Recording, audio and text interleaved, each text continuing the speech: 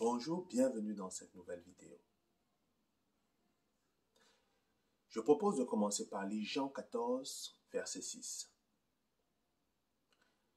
Jésus lui dit, « Je suis le chemin, la vérité et la vie.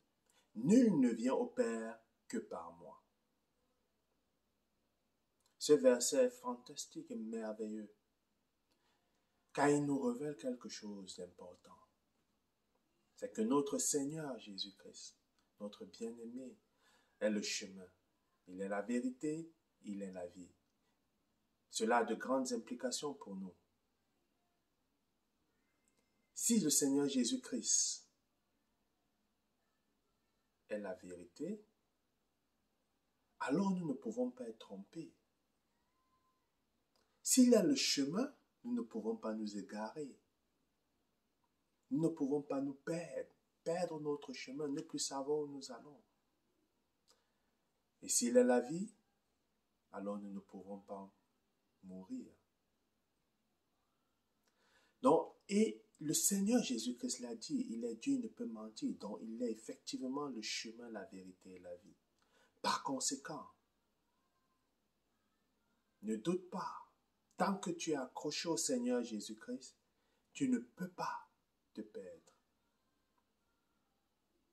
Car il est le chemin. Tu ne peux pas être trompé, car il est la vérité. Et tu ne peux pas mourir, car il est la vie. Et la seconde mort n'est pas ton partage, car Christ est la vie. C'est pour cela que toi qui ne connais pas Jésus-Christ, toi qui ne l'as pas encore reçu dans ta vie comme Seigneur et Sauveur personnel, je vais t'exhorter à le recevoir. Mais avant ça, je proposerai que nous lisions Jean, chapitre 15, verset 5. Il est écrit, c'est le Seigneur Jésus-Christ qui parle. Il dit, « Je suis le cep, vous êtes les sarments. Celui qui demeure en moi et en qui je demeure porte beaucoup de fruits. Car sans moi, vous ne pouvez rien. » En lisant ce passage en conjonction avec celui que nous avons lu précédemment, il est clair que tant que nous demeurons avec le Seigneur Jésus-Christ, en lui,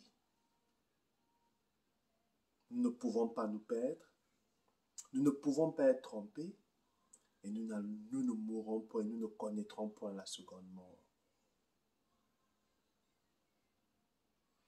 Donc aujourd'hui, le cri du cœur, c'est non seulement de connaître le Seigneur Jésus-Christ, de le recevoir comme ton Seigneur et Sauveur, conformément à ce qui est écrit dans Jean chapitre 1, verset 12, à ceux qui l'ont reçu, à ceux qui croient en son nom, elle a donné le pouvoir de devenir enfant de Dieu.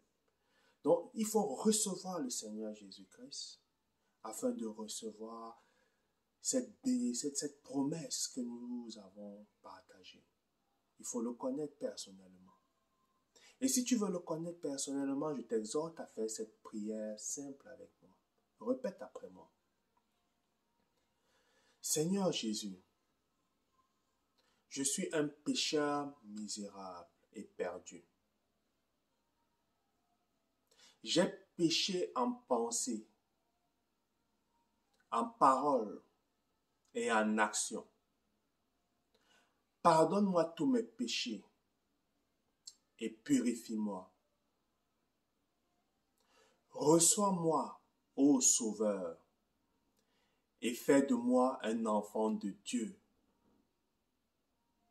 Viens dans mon cœur maintenant même et donne-moi la vie éternelle.